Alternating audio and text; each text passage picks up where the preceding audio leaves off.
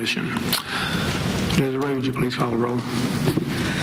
Good evening, Commissioner John Roth. Here. Commissioner John Snell, absent. Commissioner John Petty. Here. Commissioner Jim Flores, absent. Commissioner James Zapata. Here. Okay, we have a quorum. Can we all rise and join me in a salute to our flag? Ready, begin. I pledge allegiance to the flag of the United States of America and to the republic for which it stands, one nation, under God, indivisible, with liberty and justice for all.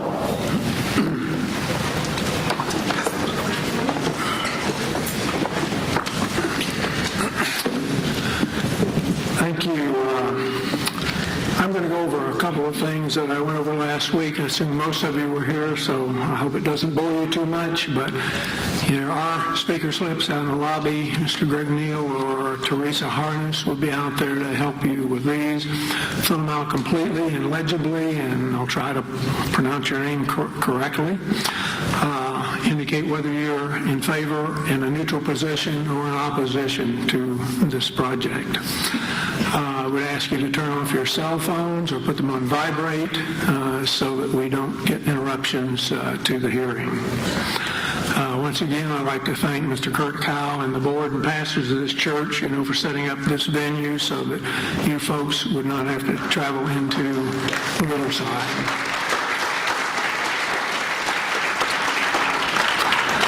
I have a couple of announcements that I'd like to make at this time. I received a letter that was signed by the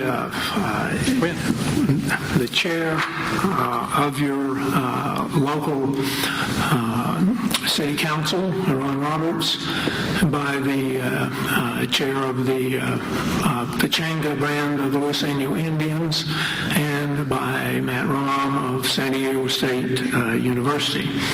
The request in this letter was that we provide them with a date and time certain when we could, or they could bring on their expert witnesses, so to speak, so that they could testify and tell us some more details with regard to Liberty Quarry. The problem that we have here so far is this is still a stack of opposition testimony, which we're going to take all the public testimony before we do anything with that. I have one neutral, and I have a few more that were in favor, which we're going to try to run through rather quickly this evening. But the bottom line is, until we get through this stack of public testimony, I'm not going to know what the answer is for the city of Temecula, for the Pechangas, and for San Diego State University. So you'll have to bear with me, folks, from there. I will try to analyze it this evening. We may be able to get through most of this. Looks like the crowd has diminished a little bit, so maybe there won't be as many speakers tonight. Last week we only heard like 39 out of 166, and if you do the math, that was in 2 hours. It may take all the time that we've got this evening to finish the opposition testimony. I also made one other comment last week, and that was that I had made comments on the EIR and the staff report, all the way down to correcting typos and other miscellaneous things that I found in them. But I've asked staff to take it off my computer, and they've done that. They are currently working on my comments, and what we intend to do is, as soon as they have responses to the comments, is to distribute them to the PC, to the applicant, and to any other interested parties, including the press, if they want to see what those comments are.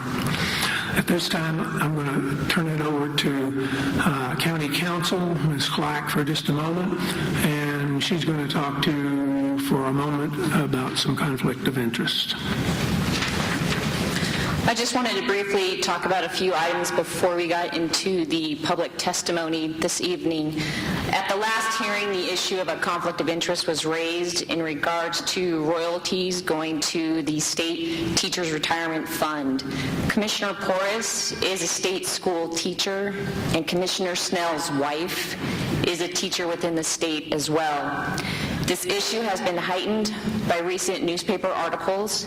Therefore, the Fair Political Practices Commission has been contacted in order to obtain an official written opinion from them on this matter. While we wait for that opinion to be issued by the FPPC, Commissioner Porras and Commissioner Snell have decided that it's not appropriate for them to participate in the hearing process until that FPPC written opinion is released. That is why they are not here this evening.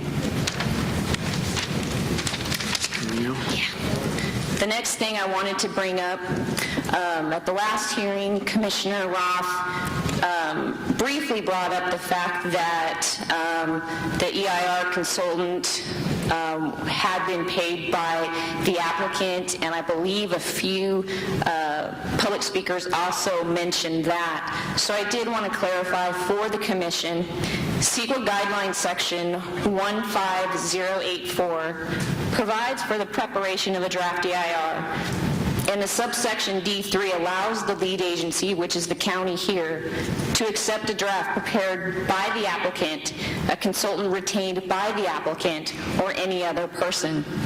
Subsection E goes on to provide that before using a draft prepared by another, the lead agency shall subject that draft to the agency's own review and analysis, and the draft EIR must reflect the independent judgment of the lead agency.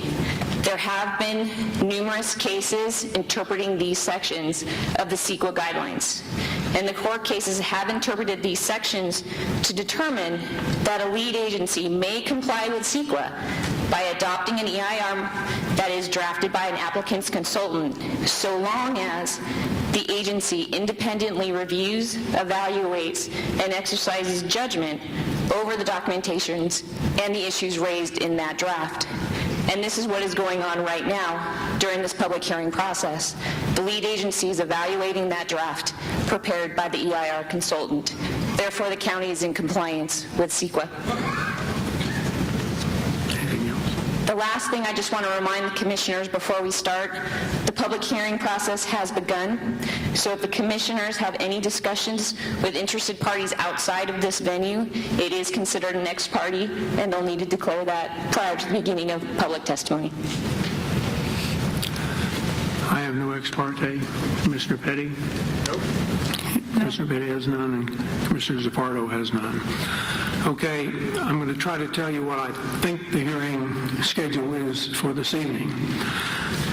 Between 4 and 6 p.m., we're going to try to complete the proponent's testimony and this one person who is neutral. And if possible, we will begin additional opposition testimony. So hopefully we can get a jump on it. From 6 to 7, again, we're having a dinner recess. From 7 to 11, we're just going to bore on with the opposition testimony. And if we're really fortunate, we'll get through this large stack of request to speak slips. As soon as we do, we will, I guess, probably cheer a little bit. And then at 11 o'clock, we're going to end this second public hearing. I'm going to read the same thing that I did last week. I'm sure you haven't forgotten it, but I'll read it again. Sometimes I learn by rote, and maybe everybody else will too. This is a public hearing on a very controversial and emotional project. We're holding it down here so at your convenience so that you can hopefully provide the testimony and be able to get here without too much trouble. It's not a sporting event, and we've talked about the cheering and the clapping and the boos and what have you, and as I indicated last time, I guess the clapping wasn't quite as bad as some of the other things happened.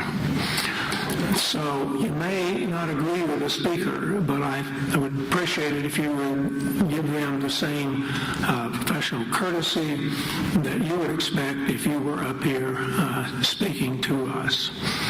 And once again, we do have uniformed sheriff's deputies, and if we get too far out of hand, we may have to have someone evicted. I hope that doesn't happen.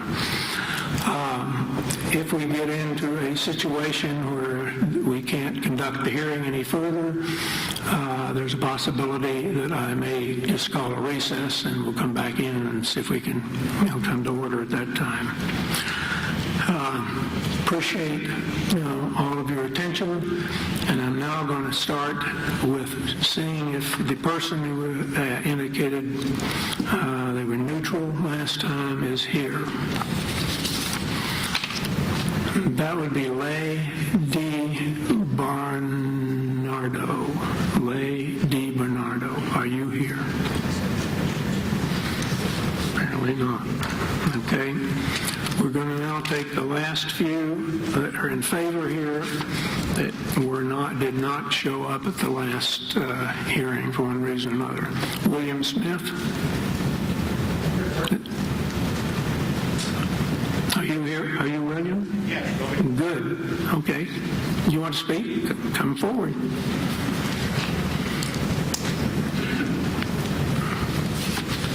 I did not want to be first. Well, that's the way it sometimes, the cards are stacked against you. That's the way the dice roll. That's right, and you'll have 2 minutes, sir. All right. Thank you, ladies and gentlemen of the Planning Commission, for letting me speak here tonight. My name is William Smith. I'm the president of Labor's Local 1184. We represent about 4,000 members throughout Riverside and Imperial counties. And out of our 3 offices, El Centro, Thousand Palms, and Riverside, we have probably 500 men out of work. 500 men that come to me every day. I'm losing my house. I'm losing my car. Is there any glimpse of hope out there? This project will bring hope. When the job is done, it'll be 100 jobs. And these aren't no $12 an hour jobs. These are $48 an hour jobs with fringes and wage, vacation saving, pension, health plan. Well, those guys can buy a house in the valley and support their family for long-term growth. I just encourage you to take a good hard look at this and create jobs. The public sector's done. We all know that. The only thing that's going to revitalize this economy is private sector jobs. And you have a company willing to dump money, private sector money, go out on a limb, and create jobs. That's all I got. Thank you, sir. Next is Ken Orr. Is Ken Orr here? Ken.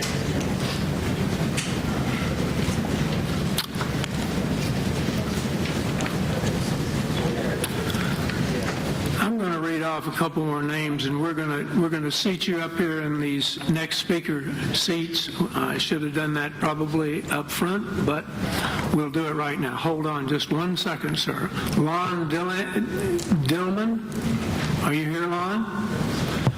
If you are, please come up and take a seat up here in the front. Steve Marvin, if you're here, please come up and take a seat in the front. Curtis Haldemar, please come up and take a seat in the front. And Robert Fox. We got 4 on deck, is it? And none of those are moving. Good. Okay. Hang on to those. We'll try again. Hold on, sir. Roxy Jean. Is Roxy here?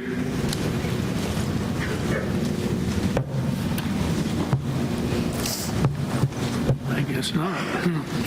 Malcolm Driggs.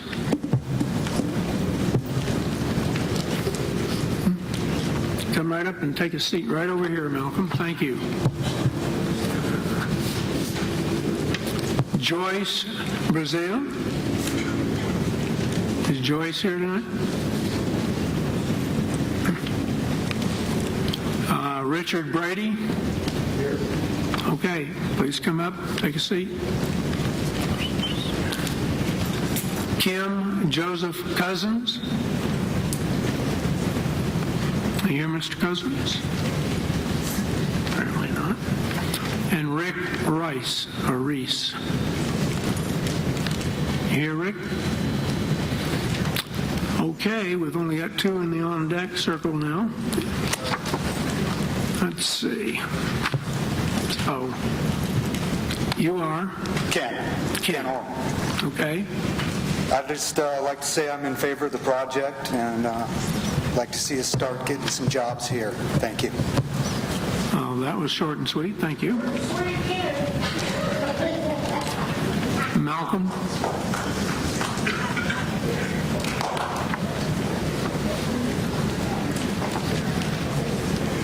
My name's Malcolm Driggs. I am happy to speak here before the council.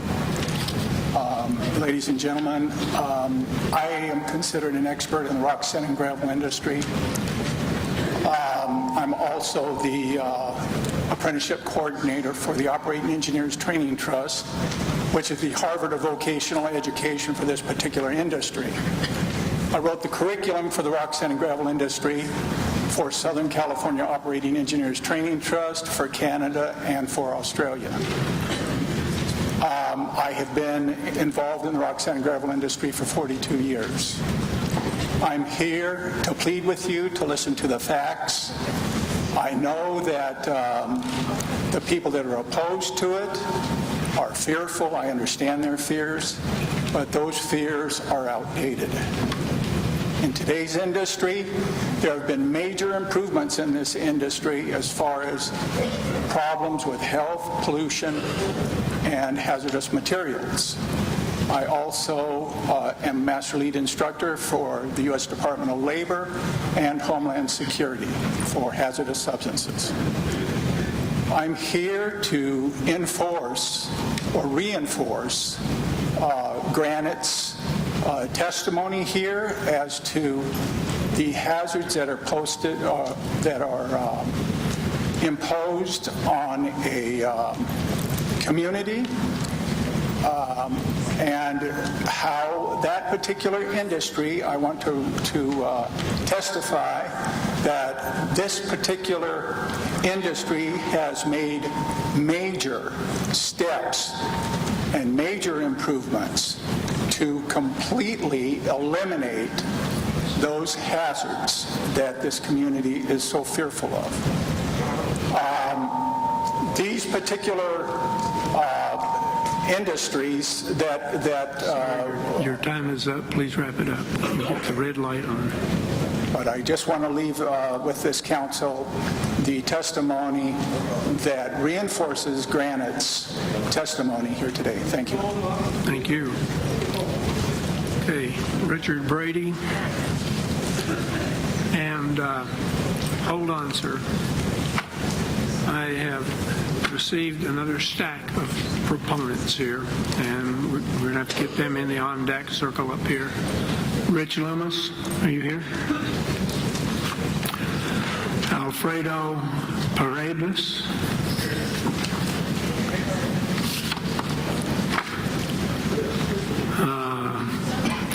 Adria Poindexter. Okay. And Crystal Howard.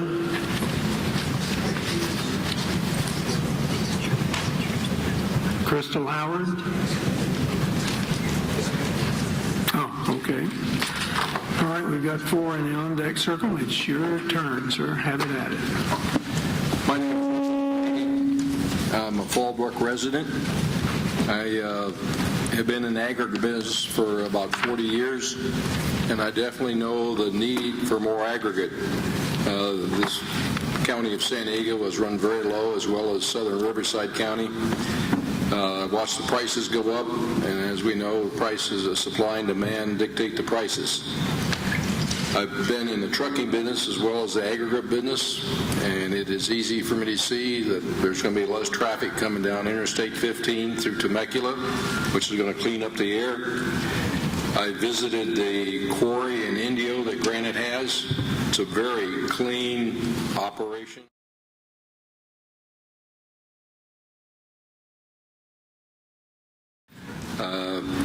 I have been associated with Granite for several years, and I respect their bumper sticker that states character matters. In fact, I borrowed one of their stickers. I feel they're a very reputable company. I've not been disappointed in any of my dealings with Granite Construction over the years. So I'm very much in favor of the quarry. I think it's needed, and I won't belabor the point. Thank you.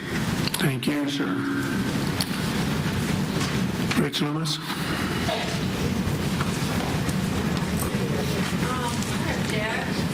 He spoke last time.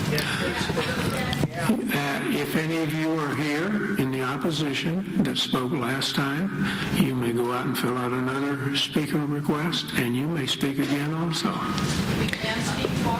To clarify, this meeting had another agenda posted for it. There was more than 5 days between the posting of the agendas. Therefore, anyone can speak on an item appearing on the commission's agenda. No. Please sit down, ma'am. Go ahead, Mr. Commissioners, thank you very much for taking the time and listen to what I have to say. First of all, I am very much in favor of the Liberty Quarry being put in. It's an ideal site location-wise.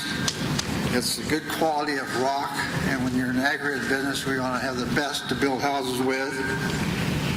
It's hidden away from the view of the highway, so you're not going to see heavy equipment. It's not going to be obstructive. It has a very good opportunity for the trucks to get in and out of without any hazardous ways of getting on the highway. The most important thing is it creates jobs. I don't know about a lot of people, but I'll tell you, there's a lot of my family that need work. And I'm in full support of this site because of the fact that it does create good paying jobs, and they're willing to put their neck out on the line to pay those kind of jobs. And the first and most important thing I'd like to say is that we're in very much need of aggregate close by. It's not fair for the people here in Hemet or here in Temecula or here wherever to have rock brought in 70, 80, 90 miles to have to pay for the cost of that. I urge that the Commission passes this because it is a good idea, and I thank you for taking the time. Thank you, sir. Alfred Paredes.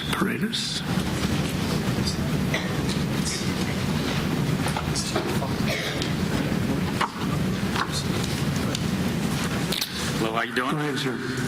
My name is Alfredo Paredes. I'm a resident of the city of Temecula, 4 years. I'm also an instructor at the Southern California Laborers Training Trust School, and also a member of local laborers union 1184 in Riverside. I'd like to thank you for giving me an opportunity to speak tonight, and also let you know I'm a second-generation driller and blaster, and I have been for 12 years. I'd like to get rid of the myth of everybody in or around the quarry gets silicosis or other respiratory problems. It's just not true. My father, 3 of my uncles, 5 cousins, countless co-workers, we're all here and still safe and still healthy. We all get physicals every year and checked out, so it's just not true.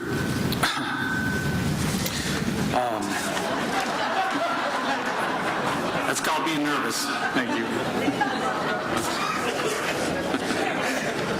The drills and the equipment that are going to be used on the project have dust collectors and are much more safer than the ones that they had 15, 10, even 5 years ago, and will keep the project free of dust. Also, with all the measures taken on these projects, it should keep all the surrounding areas safe. I'd also like to say the project's going to bring long-term good paying jobs, union jobs, to the city of Temecula and the surrounding area. Thank you again, and I hope you vote to let the Liberty Quarry put the people of Temecula, the county of Riverside, and the state of California back to work. Thank you. Thank you. Adria Poindexter. Good evening. My name is Adria Poindexter, and I support Liberty Quarry. I am a resident of Murrieta and have been for 13 years. This project will bring needed jobs to the area while increasing revenues. The need for aggregate in this area is great. We are facing a shortage with permitted supplies needed to build and maintain our infrastructure in new construction. This could lead to higher construction costs, which in turn could lead to higher consumer costs. I am directly connected to the construction industry, and this project can have an impact on my family. I urge you to support this project. Thank you. Thank you, ma'am. Let's see. You're Crystal? Yeah. Hold on a minute. We're going to reload the seats there, and I'd like to know, is Summer Zapia here? Where are you? Raise your hand. Thank you. Okay. And let's see who else. Jeff Borston.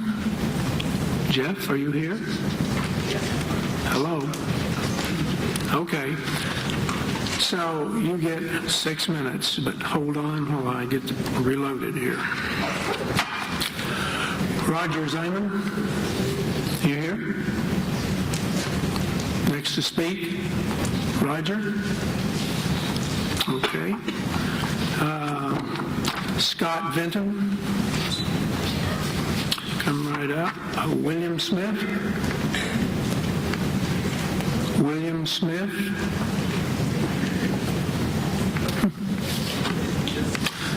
Apparently not here. Gary Harrison?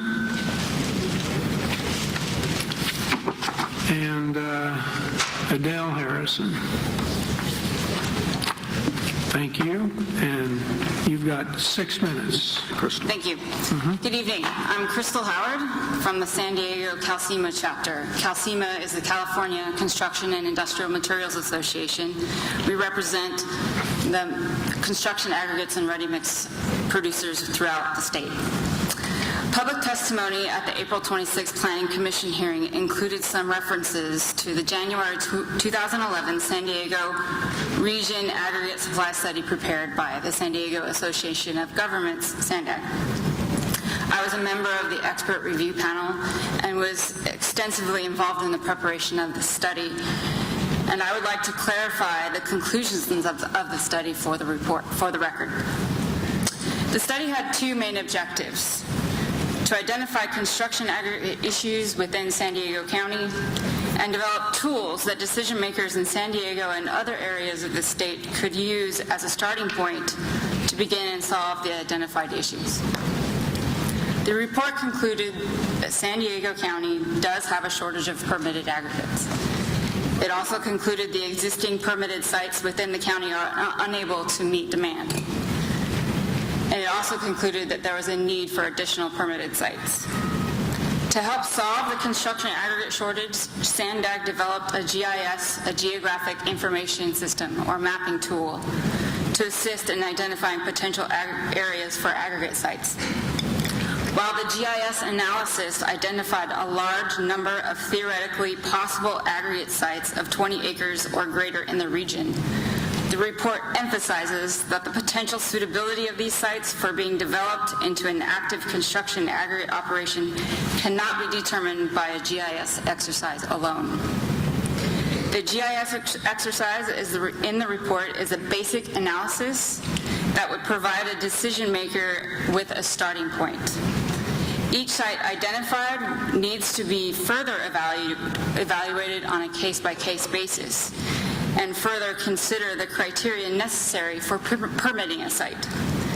The information that was not included in the GIS analysis and the report expresses and emphasizes the importance of including these criteria before concluding a site is suitable for permitting include the following: local zoning requirements, material quality, access, specific land uses. It did not consider where Indian lands were or military lands were, environmental constraints at the site, access to water and power, proximity to market, local policies, permitting requirements, community needs, and acreage needs. Without having considered these additional criteria, we cannot conclude how many actual sites would be suitable for a quarry. I would like to review some of the other conclusions of the study. The report concluded there is a need for additional permitted sites. It stated if consumption rates stay the same, the shortfall in San Diego would be 9.2 million tons per year, which equals 2 Liberty Quarries. Locally permitted sites provide benefits Distance does matter. It reduces greenhouse gases, reduces fuel consumption, reduces material costs, and makes our construction projects more affordable. The report recommends effective planning today will help areas avoid aggregate shortages. In 2006, the Department of Conservation identified Riverside County as only having 24% of the permitted aggregate needed to satisfy 50 years of their demand. San Diego only had 17%. Riverside County is not far behind San Diego. Riverside is subject to the same conclusions of this report if we permit additional resources locally. Thank you. Thank you.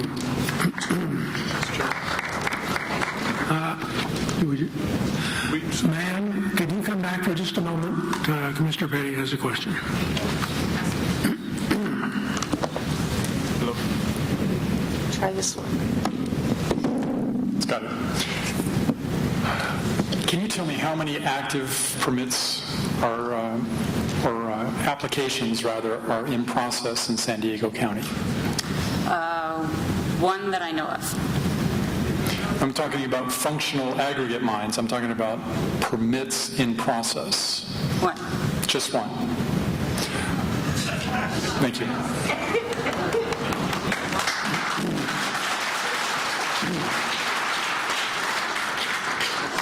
Excuse me, may I make a request? No, you may not, ma'am. You can't hear these people with your microphone. All right, well, if it's a technical problem, can we get somebody down there to check this mic and get us a little more volume? It needs to be higher. She's absolutely right. Can we get somebody in the audio-visual down here to take care of this mic, please?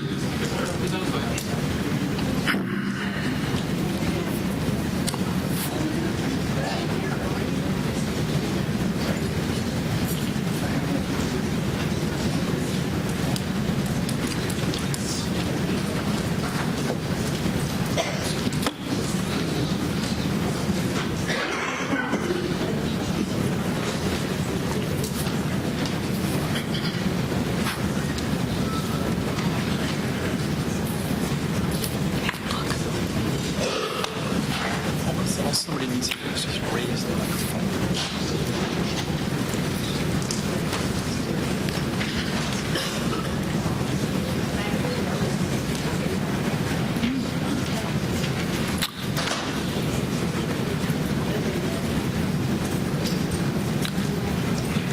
Looks like it's going to get elevated.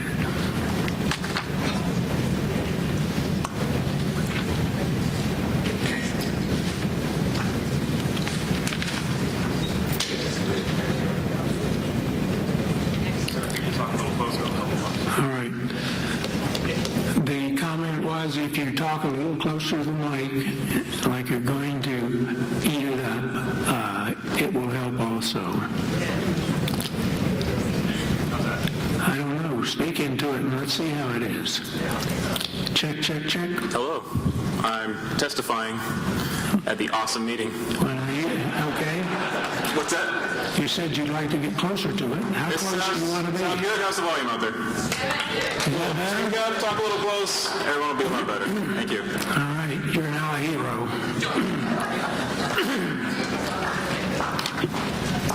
This one?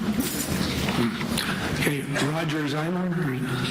Sir, you know what? We can hear you very, very well, but your microphone is 10 times the size of the one you're putting there. We can't hear these people clearly. They're facing you. Yes, they are, but the mics, are coming out. It's coming out of a speaker back here somewhere that should be pointed in your direction. Is the volume turned up? I don't know, but let's let this gentleman testify and see what we get out of it. Okay, get up there like you're a crooner and talk to it. Good afternoon. My name is Roger Zemer. I am a Public and Legislative Affairs Director retired. This afternoon I will be giving a presentation on behalf of the Murrieta Temecula Group. First of all, I'd like to thank you for this opportunity to address the Commission on this very important issue.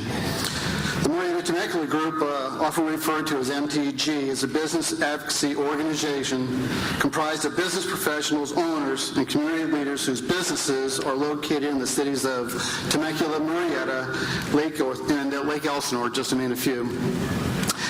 We meet twice monthly, discussing and often taking positions and acting on issues affecting businesses, primarily in Southwest Riverside County and the state of California.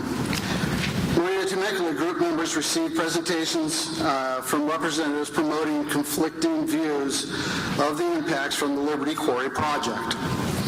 Consequently, a decision was made to create a committee consisting of approximately 15 MTG members to divide the 2009 draft EIR. We read it, we studied it, and then developed a briefing document in order to report back to the general membership with their findings for open discussion based on the facts. After months of studying the EIR, the subject committee groups compiled their independent results and prepared for presentations to the MTG general membership. After the committee's presentations, followed by lengthy, in-depth discussions among the MTG general membership, it appeared there was no reason to oppose Liberty Quarry project. Subsequently, a vote of the membership was taken, where a unanimous vote and decision to support the Liberty Quarry project was made, and we forwarded a letter to both the City of Temecula as well as to the Commission of Riverside County. That ends my testimony as it relates to that. I just have a personal comment. Yeah, your time is up, sir. Thank you very much. I appreciate it. Scott Vinton. Good afternoon, Chairman, Commissioners. My name is Scott Vinton. I'm for the project. I have lived in the Valley for the better part of 20 years, and I've been a civil engineer for over 20 years, involved in land development projects and transportation projects, including a segment manager during the construction of Route 71 and project manager during the construction of I-10 HOV lanes. During those projects, to be able to build those, we need a great amount of aggregate, not only for concrete, asphalt, and for development projects, obviously for buildings, stucco, etc. This project will help in a great need that we have here, particularly since we have a project coming up, the widening of Route 215 for the Measure A project or Measure A program. That's half-cent sales tax. It would reduce the cost of that. I don't have numbers, but tremendously to have this quarry in this location. I know this is a very emotional issue for everybody involved, and I appreciate you going through and reviewing the EIR, as I know you will. Luckily, we don't have to review every part of it. We can review those small parts that are important to us. For instance, for me, water quality, air quality, and the blasting area. And I've gone through those myself, and I'm comfortable with the fact that the EIR addresses my concerns, and so I ask that you vote for the certification of the EIR and for having this project go through. Thank you. Thank you, sir. Gary Harrison.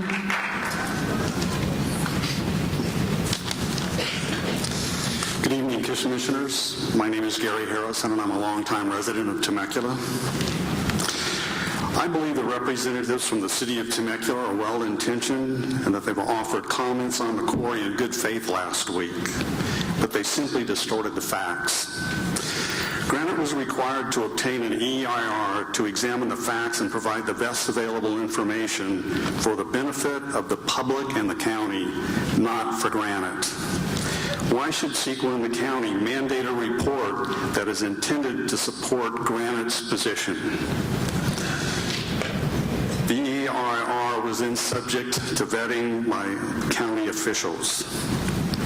The city offered their own studies and reports to support their political position, but they did not go through the same vetting process the EIR received. The city said the quarry is for the benefit of San Diego County, and some of it sure is. But the fact is that Riverside County needs more aggregate. The Department of Conservation reports that Riverside currently has 12 years of aggregate supply in operation inside this county. And also, Rosemary Quarry is located in San Diego County and currently is supplying Riverside County in this local area. Thank you. Thank you, sir. Okay, Adele Harrison, and if you can hold on for just a second, we'll try to get the on deck reloaded. Bob Mara, you here? Okay, please come up. Malcolm Driggs. Malcolm, you here? Apparently not. Okay, Max Miller.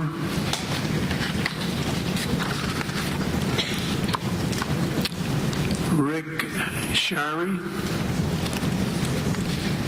Rick, are you here? Okay. And Gregory Melvin.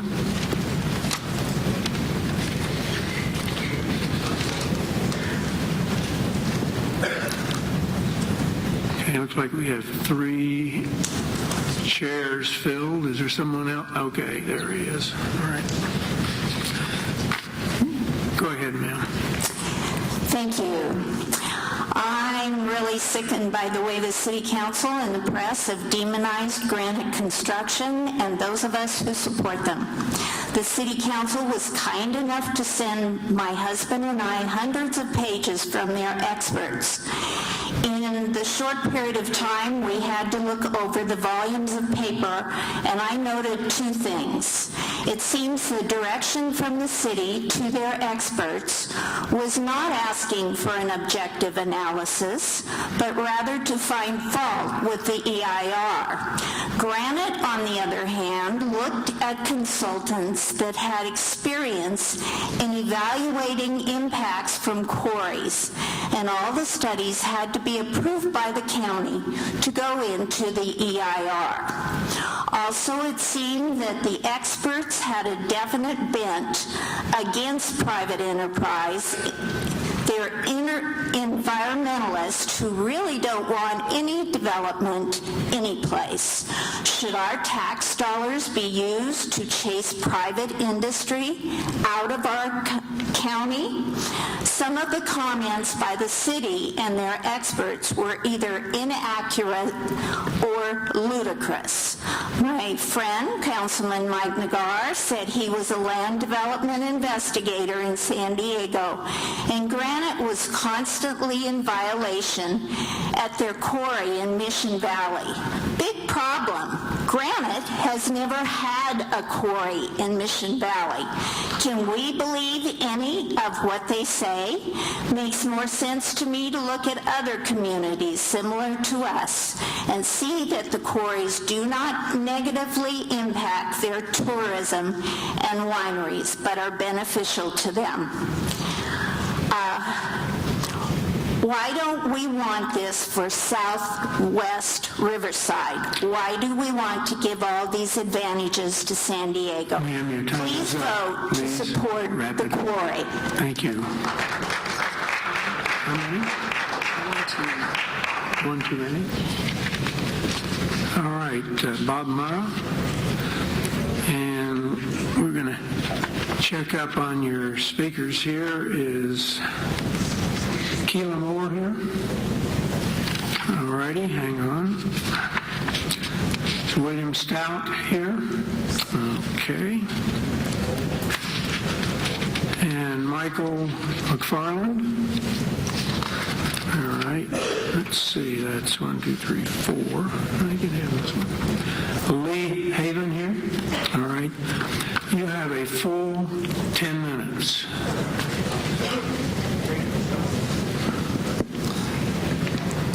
I'm quite entertaining, though, so it should be enjoyable here.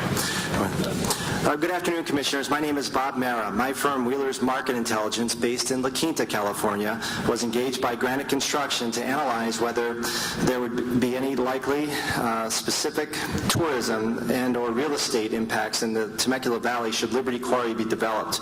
We performed a comprehensive analysis of available data and related evidence to consider the likelihood of negative impacts. A full report of the findings was submitted to you last time, so you should have that if you want to look at it in detail.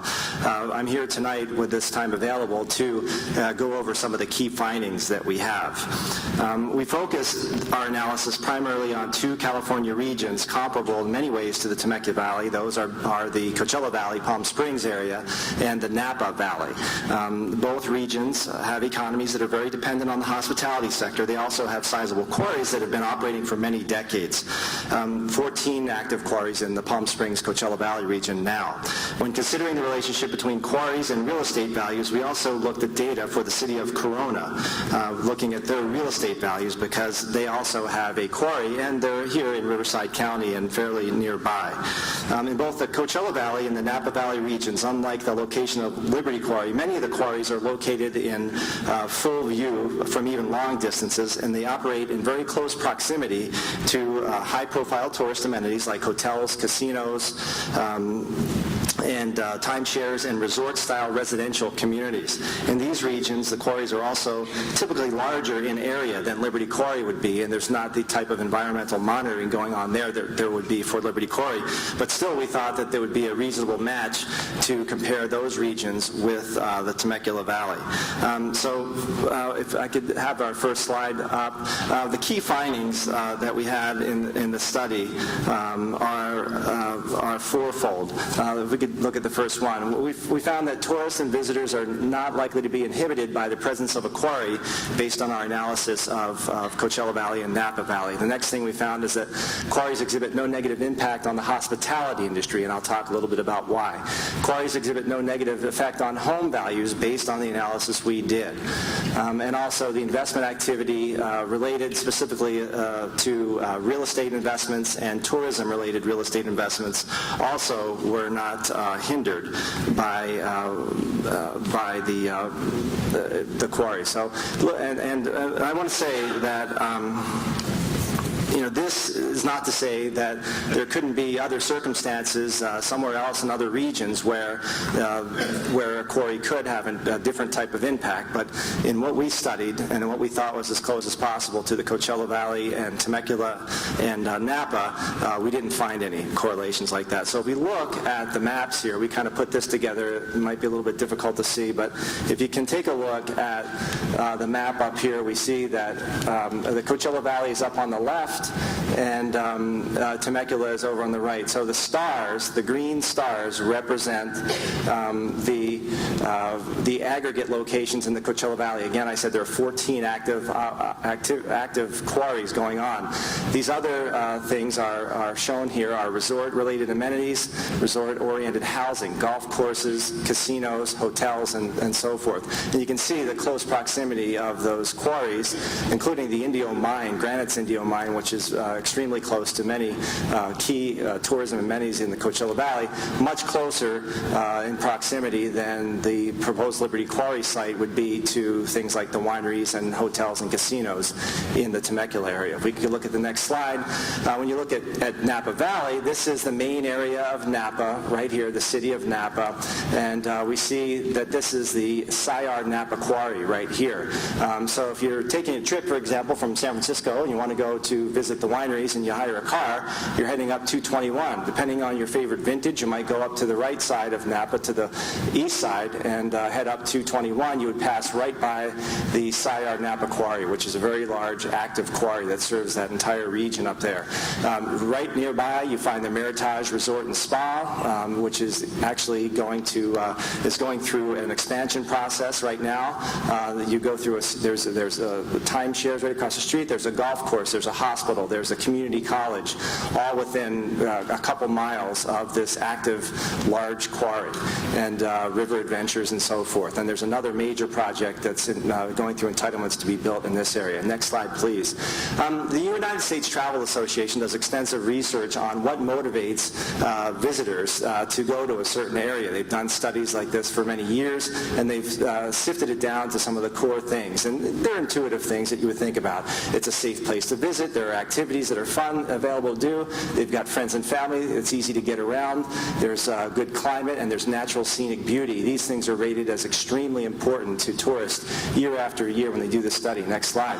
When we look at the potential impacts on visitor perceptions of the Temecula Valley, we look at the things that are up on that list high: natural scenic beauty, street traffic near tourist locations, air quality, and noise near tourist locations. We see that the Liberty Quarry environmental impact report and the draft report show that in each of these categories there would be no significant impact in these categories. And so as we've seen in the Coachella Valley, we've seen in Napa that there's no significant impact, that it does not show, and I'll show you the data here as well, that we can't see a correlation that I can see between having a quarry and hindering people's desire to visit an area. Looking at it from the data side, when you look at hotel room sales are the very most direct and meaningful measurement of tourism activity in a region. Hotel room sales in the Coachella Valley are in the blue here. You can see these are annual sales from the year 2000 through 2010 on data my company collects from city finance departments in the Coachella Valley.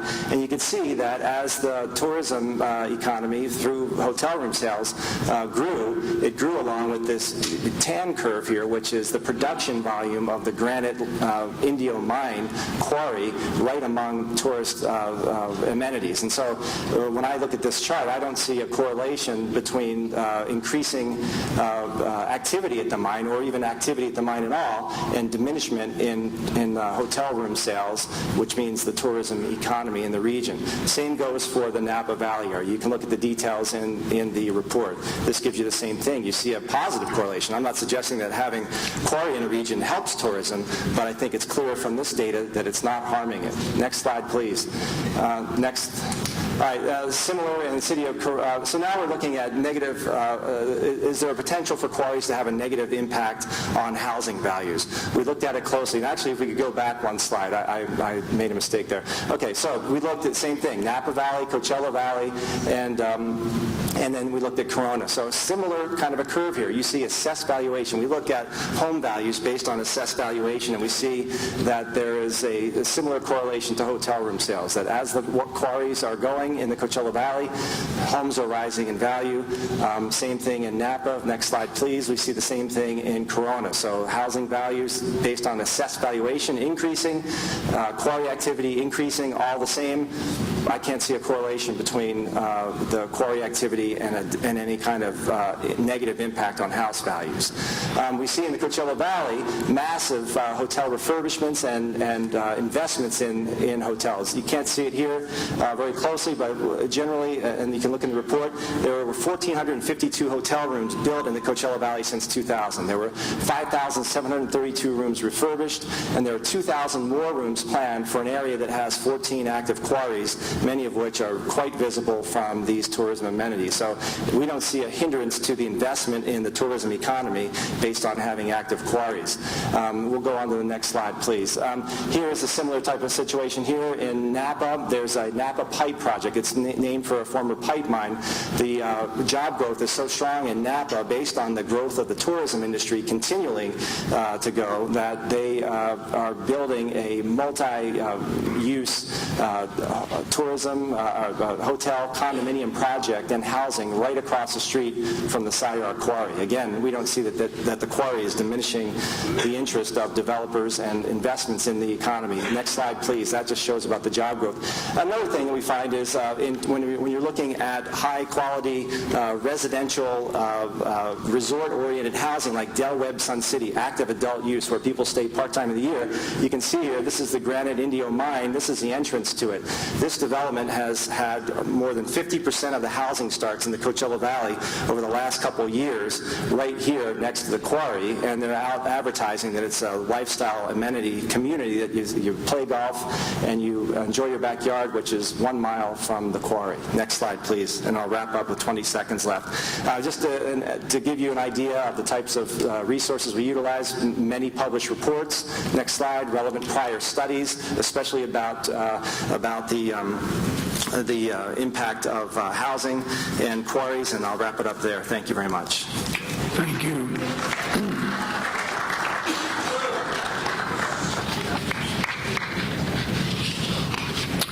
Max Miller.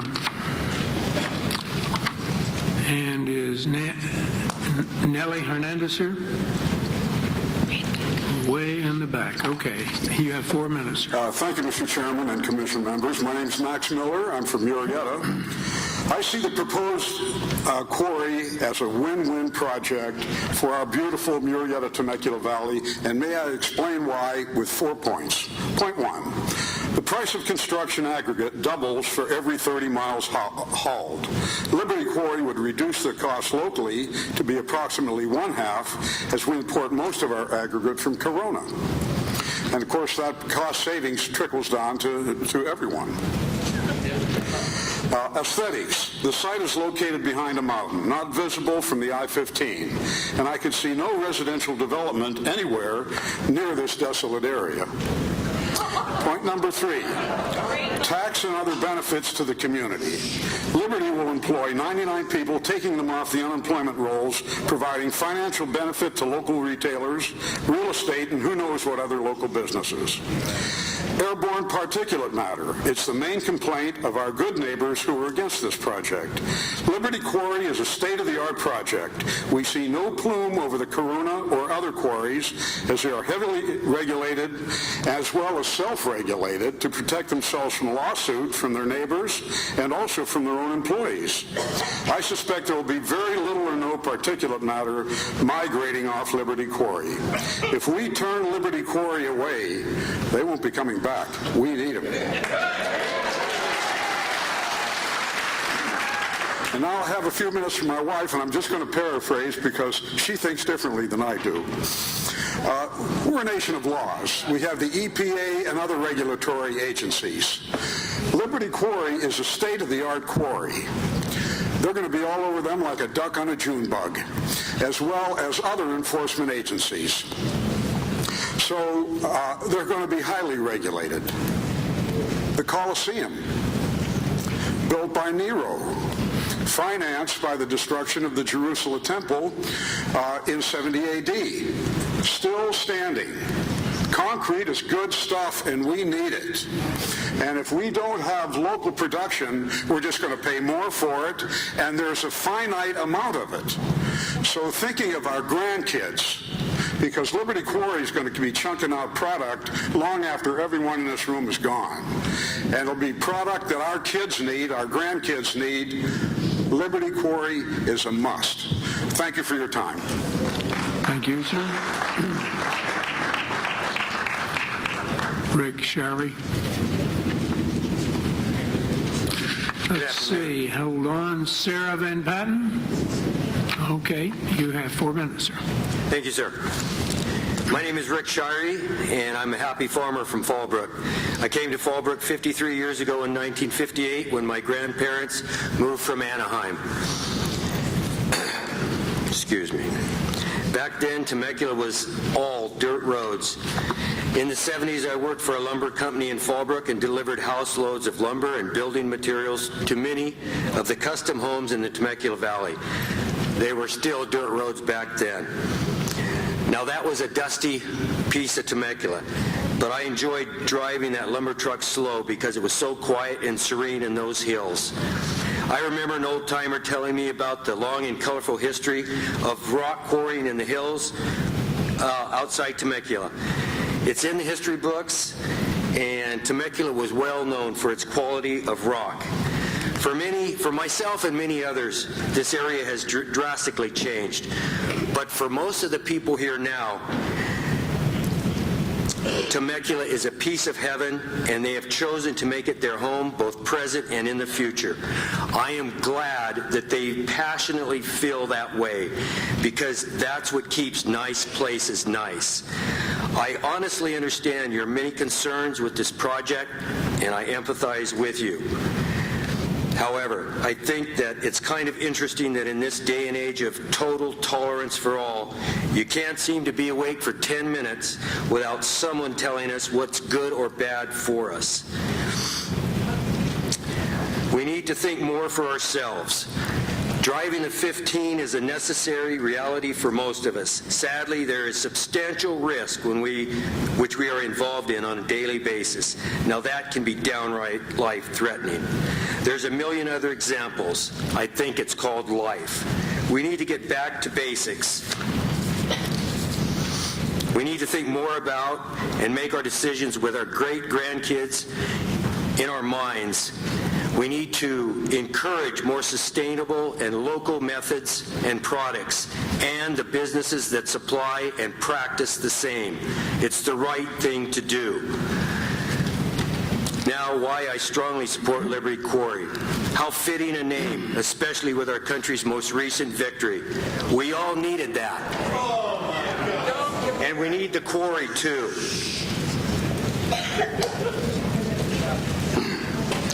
I've worked in rock quarries for over 20 years. I suffer no negative physical or health effects from it.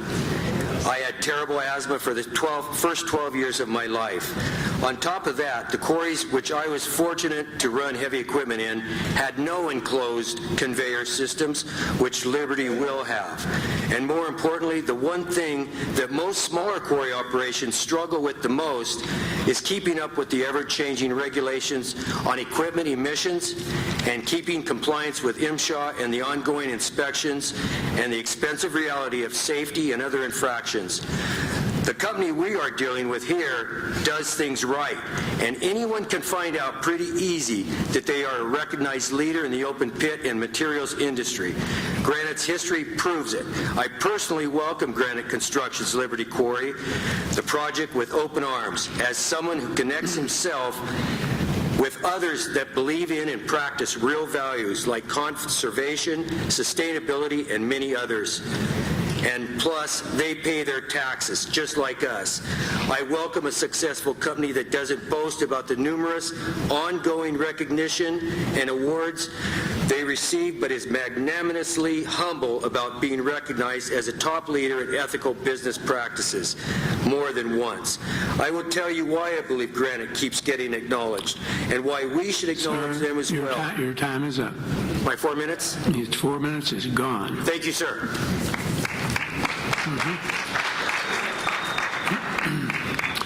Let's see, Greg Melvin? Yes. Can you hold off a minute and see if we can get reloaded up here? Julie Gilbert? Are you here, Julie? Come up and take a seat, please. Bobby Pineda? Bobby, are you here? Yes. Okay. Come up and take a seat. David Bradley? David Bradley? Don't see David. I'm an official. Are you David? Yes. Good. We do have David. Thank you. Stephen Bledsoe?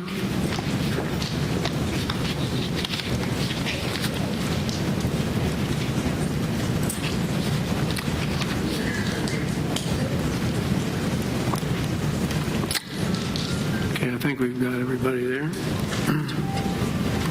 Thank you. Okay, go for it. Okay, I'd like to thank the Commission for this privilege to speak. My name is Gregory Melvin. I have lived in Temecula for 18 years. At the present time, I live in the Red Hawk development, pretty close to the quarry site. I know and understand what Granite Construction is up against. For the last 26 years, I have worked in the above-ground mining industry and commuted 150 miles a day and up to 4 hours on the freeways.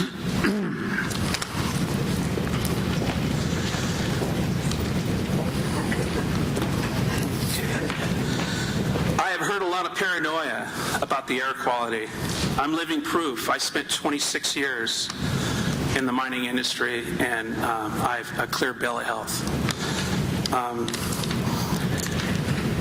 For many years, this town has always had outside influences of real estate brokers, because when I moved here, it was like 25,000 people. We're up to 100,000 people, or could be over at this time. But if anyone would look on the computer and bring up the foreclosed homes in this community, it's amazing. There's 3 to 4 to 5, some pending, some not, and it's just really sad. And for us to turn down industry that someone is going to invest in our community, it's really sad. And but very rude people. Sorry about that. But I think this is a great project. I don't think we should pass it up. And my vote is for the quarry itself. Thank you. All righty. We've got, hold on just 1 minute. We apparently got a card out of order somehow. David Bradley, are you opposed? Okay, then we need you somewhere else, because we're taking proponents right now. Okay? All right, Julie Gilbert. Hello. To hear the wild-eyed fears that have been expressed about the quarry, you'd think that this is the first quarry in history. So whatever calamitous outcome anyone thinks sounds likely is plausible. But many quarries already exist, and their real-world record demonstrates that these fears are figments of misinformed imaginations. Granite Construction has won awards for their environmental safeguards at quarries already in operation. Now they've submitted the required EIR that has examined every potential impact to this community, which determined them to be less damaging than existing enterprises, including the mall and the freeway. Did anyone here protest building these? Last week, we heard the chairman of this commission imply that the EIR was skewed because Granite paid for it, when he knows full well that the applicant is required to pay. If Granite didn't pay, who should? The county? The taxpayers? What is your answer? It was equally disturbing to learn the city council members commissioned alternate consultants. Is this standard practice for every applicant seeking a permit in this city? If not, why was it undertaken in this case, and at whose direction? Who paid for these consultants? Does anyone here think it was the council members and not the taxpayers? If you're going to oppose a company that wants to bring jobs to this hurting community, a company that's followed the legally established procedures, for heaven's sakes, present some evidence. There isn't any. Ignorance of mining operations is what has led to absolutely ludicrous assertions, such as clouds of dust will be blasted into the sky, causing silicosis and asthma. Throughout my childhood, I had chronic asthma. Well, I lived in Long Beach, 2 blocks from the ocean. There were no quarries anywhere around. Logical conclusion, quarries do not cause asthma. Please evaluate this project based on its evidence and not emotions that are based in ignorance. Your time is up, Thank you. Thank you.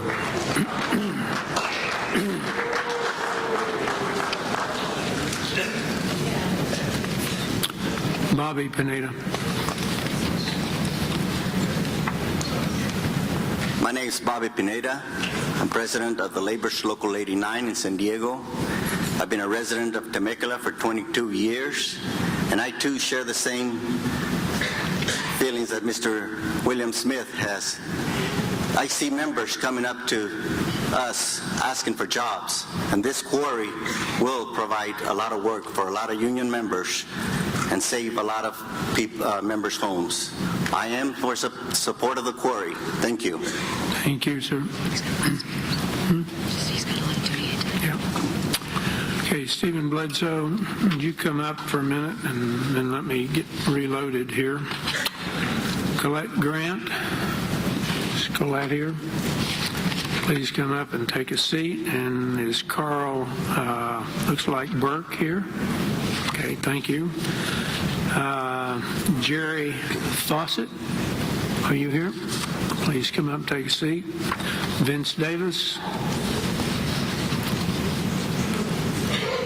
And I'm going to say it's David Thompson.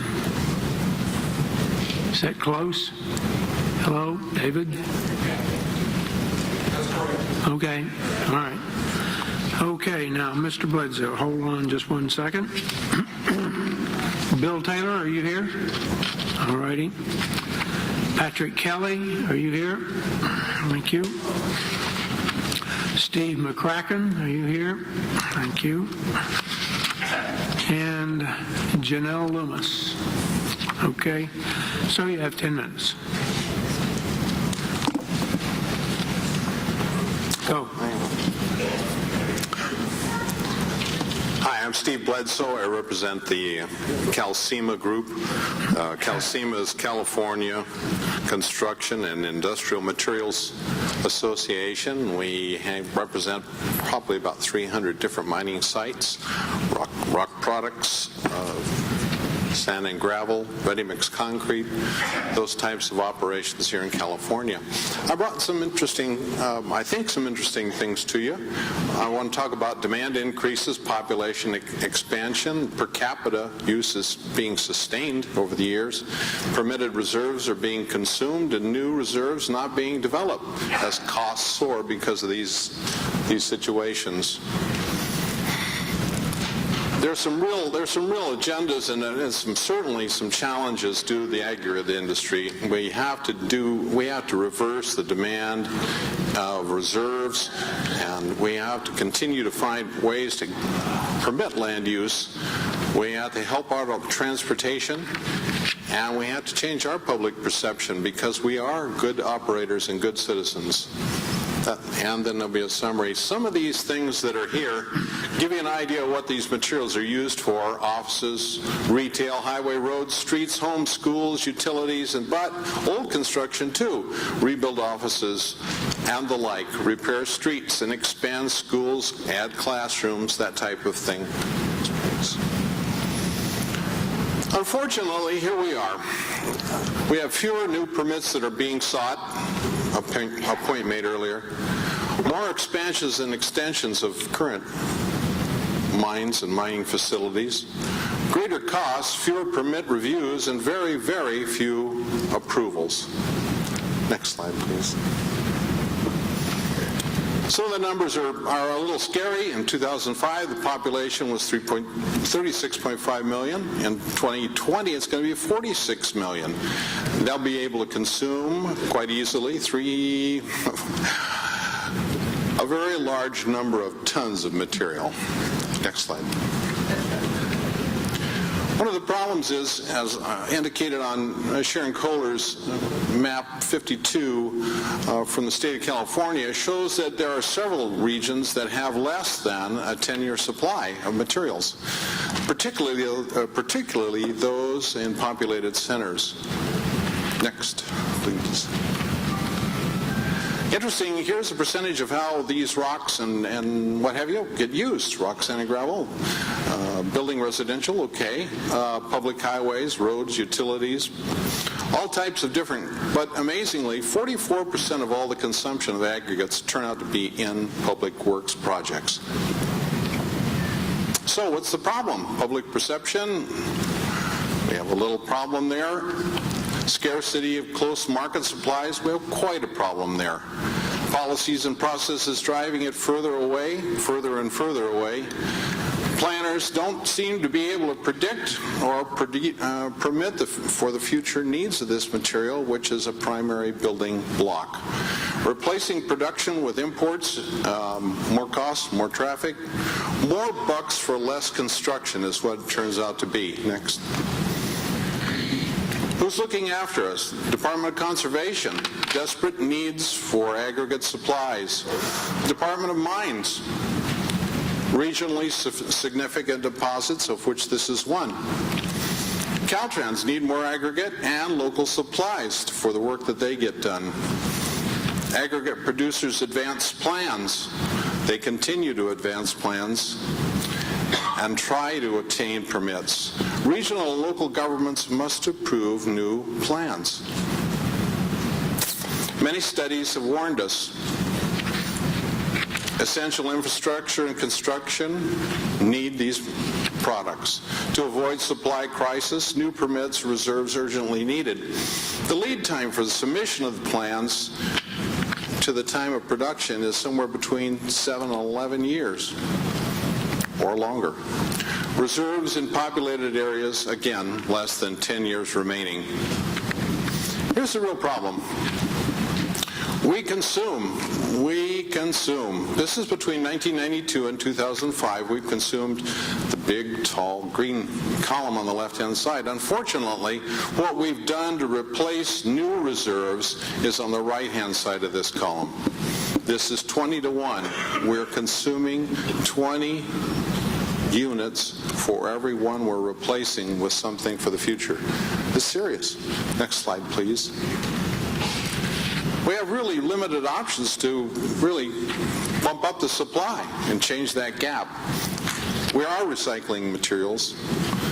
We are substituting and involving new materials in our products, but we have to, with the reliance on imports, again, very costly, not that obtainable, and the increase in local permitted reserves is really the only way. Reliance on distance equals higher cost to consumers. One of the credos of our association really is distance matters, and it couldn't matter more than it does here. This project being set in an idyllic situation as far as transportation needs, also its ability for ingress-egress is excellent. Higher demand on the distant supplies reduces their production life in that area. So if we go to Corona, what we do is we just buy down their existent life on those quarries. Fuel costs continue to directly drop to the bottom line and make these materials more expensive. So the more we use, the higher the price gets. Who really pays this bill? We do, all of us. All of us. Next slide. Transportation consequences, added transportation costs for additional imports, additional costs associated with new roads and additional maintenance, very important. Increased haul distances and gridlock, increased energy fuel consumption. Next slide, please.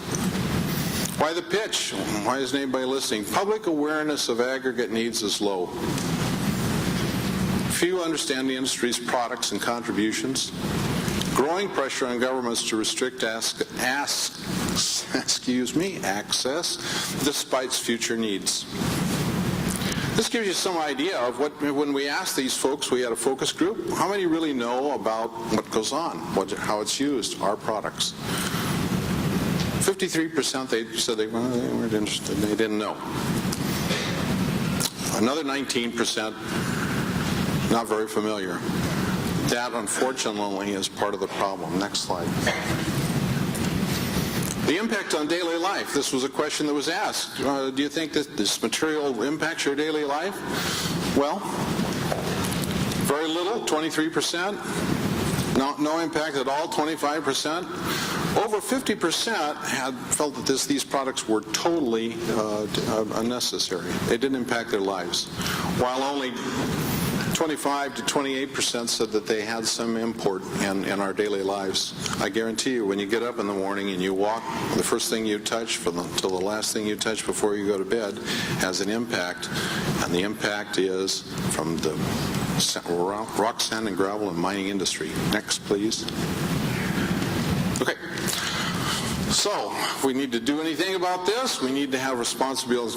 We want to be good, responsible community citizens. Aggregates, sand and gravel, crushed stone are essential to the creation of the renewal of California. Sand and gravel and crushed stone producers contribute greatly to California, local economy, health, and with jobs and taxes. Aggregate industry is committed to producing excellent products in an environmentally responsible manner. And last but not least, aggregate products and local communities have a critical shortage of this future material, which must be addressed. It must be started today.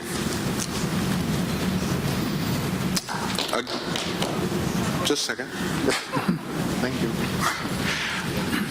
One of the things I'd like to point out on just particulars for the Liberty Quarry is the needs in Southwest Riverside are very represented on this talk I've made. It will reduce trucking. It will reduce emissions. Jobs and the local economy will improve by the fact that this business exists. It's an ideal site. It's in the middle of the market, has high-quality aggregates, which are hard to find. They are where they are. It's hidden from view, nice, and it has direct access to major transportation corridors. All in all, it's a good mining project. I've been involved with our association for 25 years now, and I watched a number of different quarry operators. This is one of the best ones. You're lucky to have them here. You're lucky to have this company proposing this project. Please support the project. I think you'll find it very pleasurable, and it's good for the community. Thank you very much. Thank you, sir.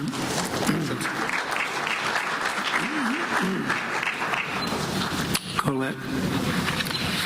And let's see, Carl Berg.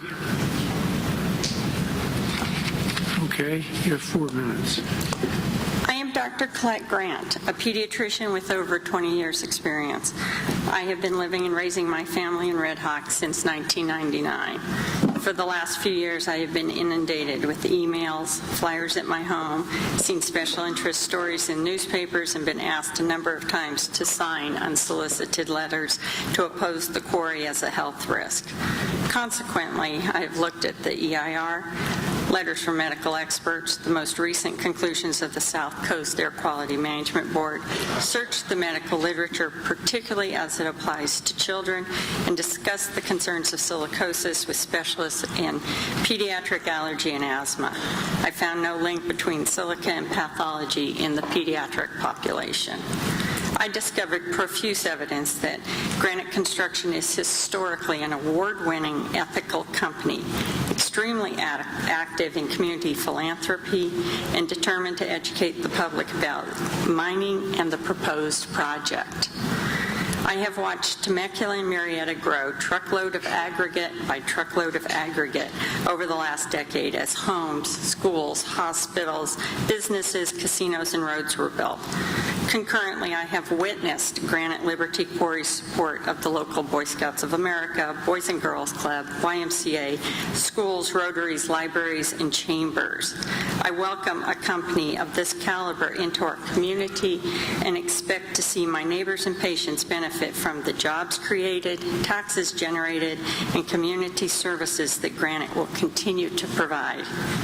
I pledged to follow that system of treatment which, according to my abilities and judgment, I consider for the benefit of my patients, and abstained from whatever is deleterious and mischievous when I took the oath of Hippocrates. I wholeheartedly support this project without any concern that it is a health hazard to my community. Thank you very much. Thank you, ma'am. Jerry Fawcett.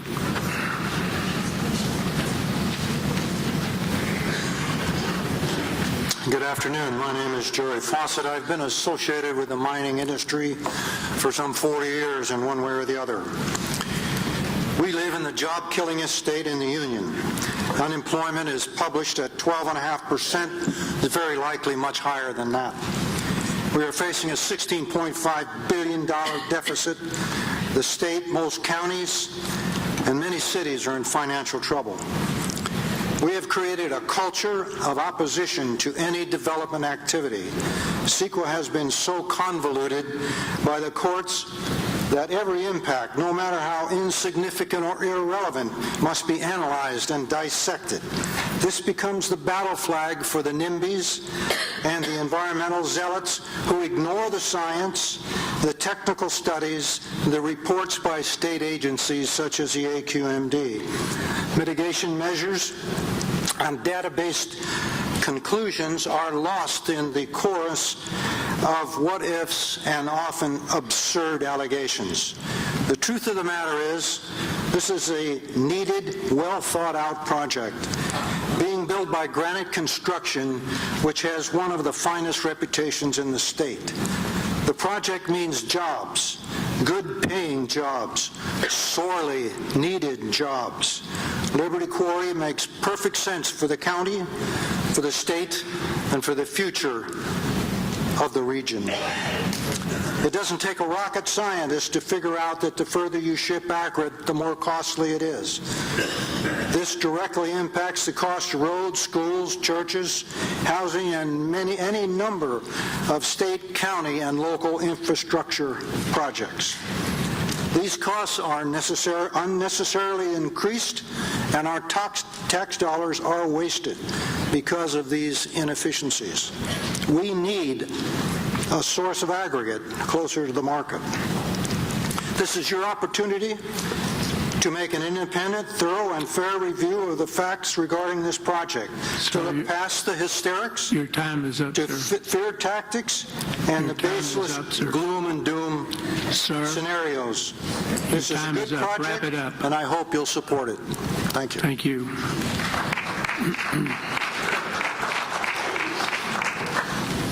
Vince Davis. Hello, I'm Vince Davis. 3 years ago, I knew nothing at all about granite construction or about quarries in general. Mr. Bledsoe, several speakers ago, commented about public perception, so I took the opportunity when there was a chance to go learn about it. Granite Construction put on a number of open houses, and they brought in all the scientists that were involved in all the studies. So I've picked brains now for 3 years. I've talked to these guys on a number of these occasions. I had every single question in my mind that everybody else has. If we have a problem with toxic air, we certainly don't want that. So I went and studied that and paid attention and talked to the guys that wrote it. I'm totally satisfied now that the project will be fine, and I thank you for listening, and I thank you for this system. Without the system here, we would never get a project done. Thank you. Thank you, sir. David Thompson. David, hold on a minute. Let's see if we have these other folks here. Dick Geisey? Dick, are you here? Maybe I'm mispronouncing Giese.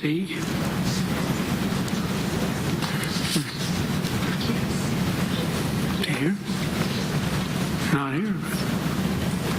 Okay. Jessica Volovic.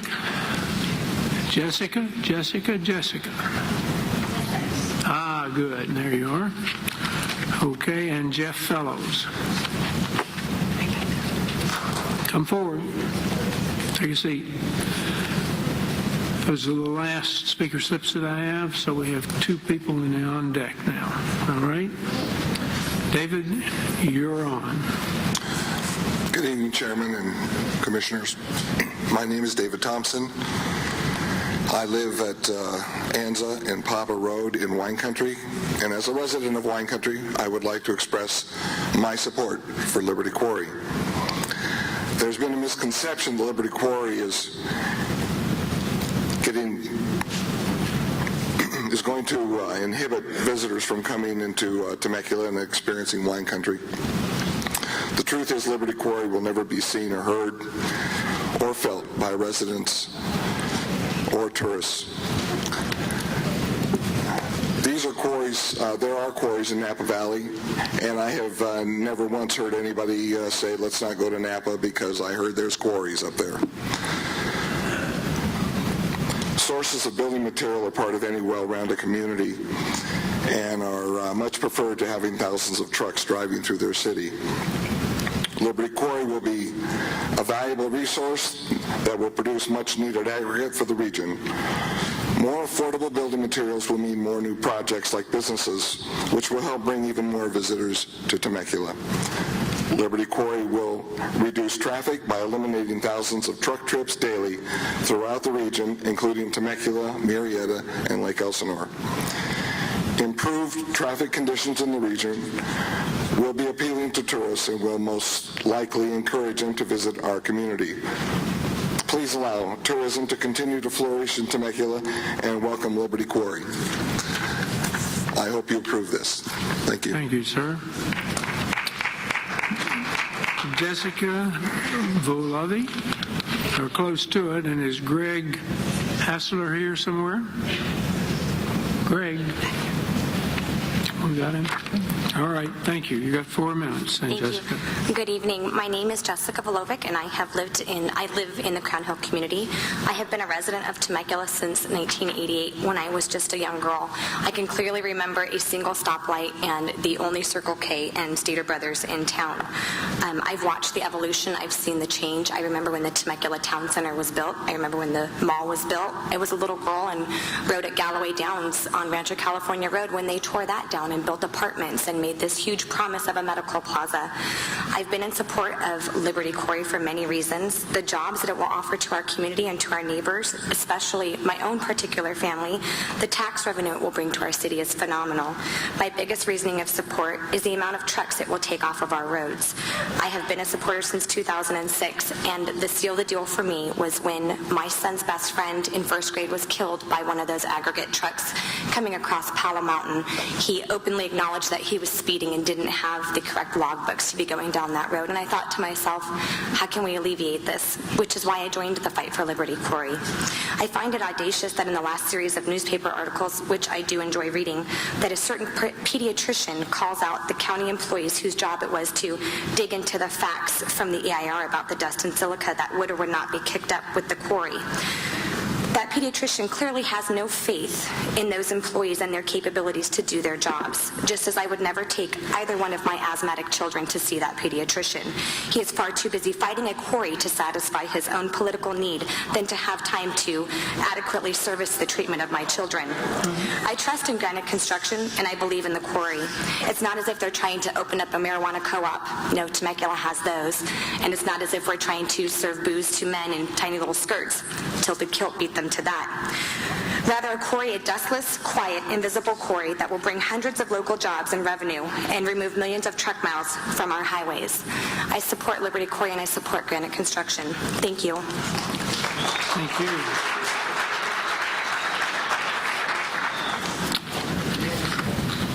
Jeff Fellows. And hold on here just 1 minute. Is Laura Bruno here now? Laura, please come up here. And if we missed you before, sorry.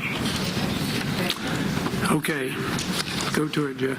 Yes, I have 4 children, and I live next to a quarry. My children have been raised there within a mile of the quarry.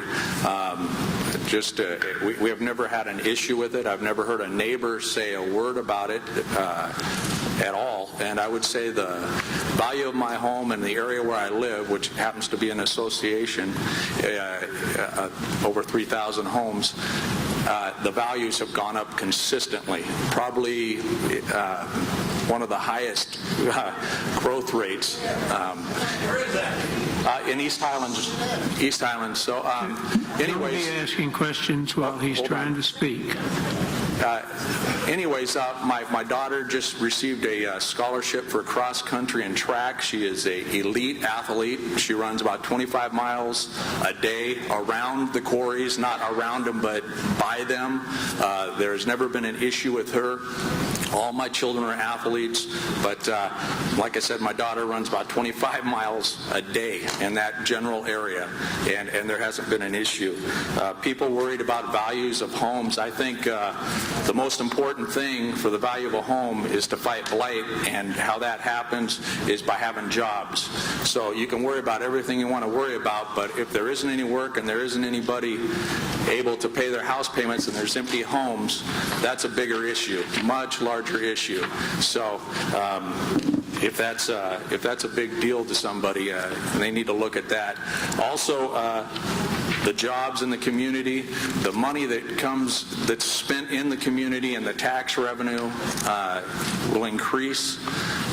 Also, the business obviously spends money in the community, so there's a lot of benefits, but there has not been, where I live, I have never heard, and I've lived there for 26 years, anybody complain about the quarry, and it is very close, and it's a pretty upscale neighborhood. So that's all I have. Thank you, but hang on. I'll ask the question. Yeah. Where do you live and what quarry do you live by? I live in East Highlands Ranch, and there's Maddich, there's a Maddich Quarry. There's, what's the other? Robertson's Quarry. There's I'm trying to think, I can't think of the other one, but there's Maddich, and there's also, I know for sure, Robinson's. All right, there, thank but you. there's 3 of them. Thank you, sir. All right, Laura Bruno, please come forward. Is Charlie Zahari here? Okay. Are you volunteering for everybody, Charlie? Okay, all right. Brian Karras? All right, you have 6 minutes then, Ms. Bruno. Thank you for your listening in advance. My name is Laura Bruno, and I'm a local business owner in town for 7 years. I'm a Red Hawk resident for 16 years, which is also as long as I've been a registered voter and voted in every election here in town. I'm also a mom. I was here for the first 2 hours last week, and then I had to leave, so I wasn't present when the city council was here. I believe there were 5 members, and what I heard, and I don't know if this is true, is that 4 of the members actually left before the supporters for Liberty Quarry spoke. I don't know the real reason why they left, but it left me with a perception, and the perception was that they didn't want to listen to both sides. And that concerns me, and it bothers me. Because if they left, and they really were just for the one side, which is against the quarry, I think that's rude and inappropriate. And I think it's wrong. And that's the other reason why I'm here tonight, is because I discovered over the years that I was wrong. And I don't like being wrong. As a matter of fact, and to admit it publicly is even embarrassing and very uncomfortable. But I have been a long-time resident here, and my backyard looks out over those hills. And I've been against the quarry since the first time I ever heard of it, because I was afraid. And I was afraid for a variety of reasons that all boil down to one word, and it was pollution. Noise pollution, eye pollution, and air pollution. About 2 years ago, a good friend of mine, O.B. Johnson, asked me why. And I made up my reasons about the pollution, and he asked me to read some articles, and I did.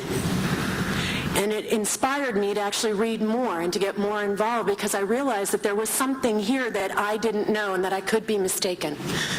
I read the EIR, or at least the executive summary, and tried to read it. It's not an easy document to read, and it annoyed me. I read some articles on the internet, and then I started asking people that I know, are you for or against the quarry, and why? I interviewed Mr. Johnson, and I asked him some pointed questions. And he gave me very specific answers, which actually kind of impressed me. Well, after I did all my reading and my research, I discovered 3 things. One is that the noise isn't going to be anywhere near the levels that I thought. The Marines, when they do their maneuvers, my chandelier shakes and my house shakes, and the quarry isn't going to impact that, so there won't be any noise pollution. The eye pollution that I thought was they were going to tear out the hills, turns out that it is behind the hills, and it won't be visible to us, and they even have their own on and off ramp. And then the third one that really bothered me the most was the air quality.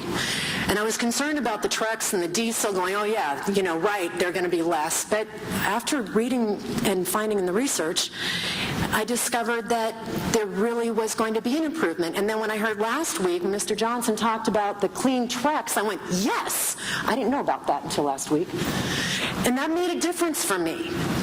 And then the silica, given that the wind blows right into my house and into my bedroom, I've been opposed to that. And then in reading and doing the research, discovered discovering that the thingy boppers and clothes, whatever you call it, the conveyor system, and that the employees wear monitors, it's going to be air monitored, and all this is available to the public, made me feel a lot better. And that's when I realized that I was wrong, and I didn't want to admit it. So there isn't going to be noise or air pollution. And I didn't want to admit that I was wrong. My ego gets in my way. I like to be right. But I realized, based upon the facts, that that's not the case. Last week, you asked Mr. Johnson if the consultants were paid, and his answer was rather humorous, and he said he tried not to, but they insisted on getting paid. And I took that to heart. As a business owner myself, we should get paid for our levels of expertise. But what you didn't ask them is, were they paid to lie about it? And this is where I actually, over the 6 months of my research, I pointedly looked him in the eye and I said, did you pay him to lie? Because I'm kind of hardcore. And the look on his face was rather shocking, because I'm sure no one's ever pointedly asked him, did you pay him to lie? But he looked me square in the eye and he said, no, we didn't. And after that, I realized that you don't need to lie when you're telling the truth. And the research that has been done and the facts that have been presented clearly indicate that the quarry, the people are telling the truth, the consultants are telling the truth, and that the truth is, I had to admit it myself. The truth is that the quarry will not harm us, and that we need the aggregate, that's been proven, and that my fears and our fears were unfounded. I now am in support of the quarry and hope that you will join me as well. Thank you. Thank you, ma'am.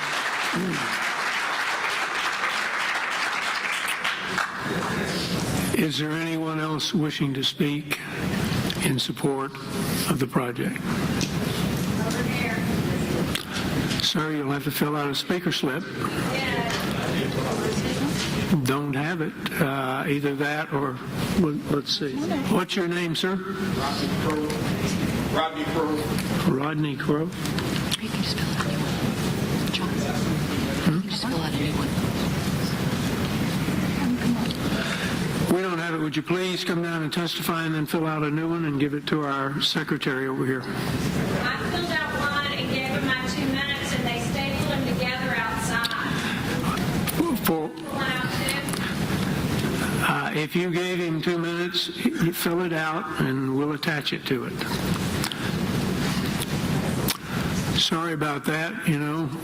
It's not the only thing that's happened. We got an opposition testimony in the middle of the proponent, so go right ahead, sir. You get 4 minutes. I appreciate the opportunity to share. My name is Rodney Croom, and I'm a local pastor in the area of Indio, California, where the Granite construction site is. And I live in Indio with 3 kids and a wife, and the community that I reside in is Talavera community. It's a gated community, and our house is like less than a half a mile from the quarry. And I have never seen any smoke clouds, never seen any dust. My kid has asthma, never had any attacks. My daughter's an athlete. She runs track, never had any problems. I don't hear it, I don't see it, I don't feel it. None of that stuff that people say, and I've been there for over 2 years. And so I just want to say that I'm in full support of this, and that there are people in my community who are employed by this company, and if it was an environmental hazard, then why would they live in the same community where it can impact their environment? So I just want to say that I'm in full support of this, and that a lot of things that I believe that are going on or that are being said is really unfounded. I live right next to it. I'm not talking about something that I heard. I'm talking about something that I experienced over the last 2 years and have not heard one noise from the granite. So. Thank you, sir. Please fill out a speaker slip then and give it to our secretary over here. All right, we'll try it one more time. Is there anyone else that's wishing to speak? Yeah, I filled one too, but I'll fill out another one. Well, we're going to have one, so you're going to have to do one afterward, and your name is? My name's Jason. Jason. Give us a last name. Oh, DeArmond. Sorry, Jason DeArmond. All right. So I kind of feel I don't have the expertise a lot of people have had up here, or the experience, or work near a quarry, or live near one, but I live here in Temecula. I have a family, 2 kids, 2 dogs. I go to church right here in Rancho. I own my own business, and I work from home. I am involved in other businesses, Rotary, the Chamber of Commerce. I have read all of Liberty Quarry's statements. I was here last time. I read the opposition stance. I looked through their website and read as much as I could find. I read through over 200 plus comments on the EIR, and I watched the comments last time on the Ustream channel online, and I found that, with everything that I've seen and I've experienced, that I'm in favor of Liberty Quarry. I do have to give credit to the opposition. They asked the tough questions and posed a lot of situations to consider. They've arguably made Liberty Quarry the project it is today.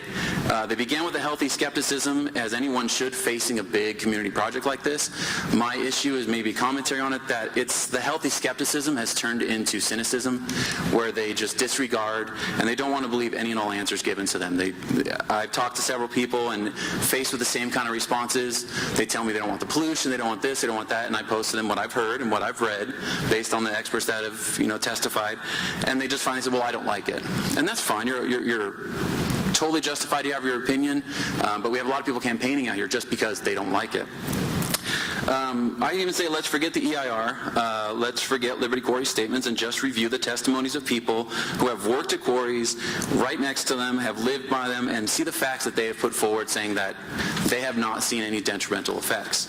I hope that you will listen to those, but also take in that EIR and those issues, and the scientific studies that have gone on for years that these people laugh and mock, yet I pose to them that they probably have never even looked at them. They just sit here and laugh. And if the cynics have proof, I honestly say this, I'm not mocking at all. I would like to see evidence of neighborhoods, of communities destroyed and hindered by quarries, because all I've heard is a lot of suppositions, all I've heard is a lot of people proposing these ideas, but I haven't heard the evidence from their side that this will destroy our community and this will hurt us. So I welcome you guys here. Thanks for coming down, and that's my stance. Thank you, sir. Don't forget to fill out a speaker slip, sir. Is there anyone else now? Someone hiding back there? No? I guess not. Well, let's see. I might be able to take at least one opposition speaker before we break for the dinner recess. Let's try it. Okay? Daniel Barkey, or Barlow, are you here, Daniel? Daniel. This is opposition testimony. Okay. We'll try another. Susan Jones.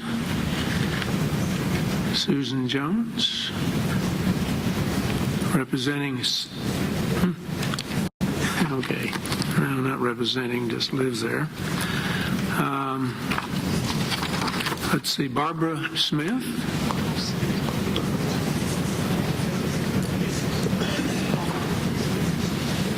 Okay. And now we've gotten up to David Bradley, and I know he's here because he snuck up here in the middle of the proponents a minute ago. That's the only one testimony that I'm going to take before we break for dinner. It's about 4 minutes to 6 now, and we may as well do it. So come right on up, and you can lead us up. 4 minutes or lead us just off like 2? to dinner. I don't see 4 minutes on here. I see 2. 2 minutes. All right, I speak fast. All right. Thank you to the Planning Commission for your consecutive evenings here. Gravel and concrete asphalt are all very important to California, as is Granite Construction. This project is located in the community of Temecula, and it may not be in the best interests of the community. The 2020 Planning Land Use Commission is a large and meaningful program that was getting residents and land use in harmony with the mission and goals of the 2020 program. This may not be consecutive with that 2020 vision. The mention of 99 jobs plus the many trucking firms is very important. But if we could attract one more Abbott Lab type high-tech firm to the quality of life issues and the cool afternoon breezes in Temecula, that's going to provide more jobs. The Napa Valley was brought up, and I'm a grape farmer. We have approximately 1,300 planted acres of grapes in the Temecula Valley. We cannot afford to lose one planted acre. I understand the potential mitigation issues, but this is a 75-year project. These guys are going to run at night. There's issues of being able to push that at high limits. Hold on, sir. Can we hold it over there? Wherever the noise is coming from, please stop it. Give it another 30 seconds or so for that interruption. Go ahead, sir. Anyone that lives in Temecula is familiar with the Shell gas station and the large 15-knot flag that exists down in the corner down there.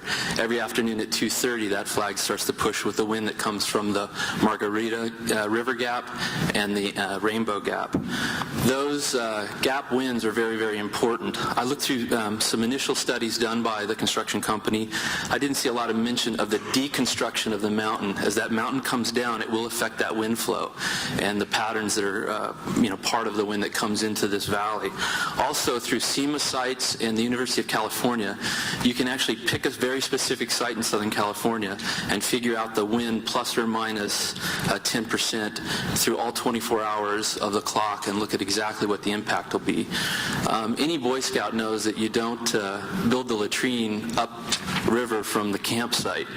Temecula is very important to us. Those breezes are very important to us and the overall environment. And I know people won't see it from this side, but there are residents and folks from the other side of the hill that will see this project.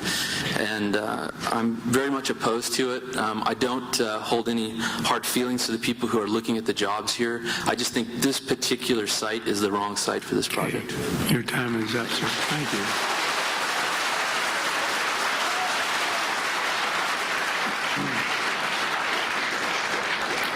It's about 5:55. We're going to recess for 1 hour for a dinner break. Sure, want to make a motion? Okay, we have a motion and a second then. All in favor?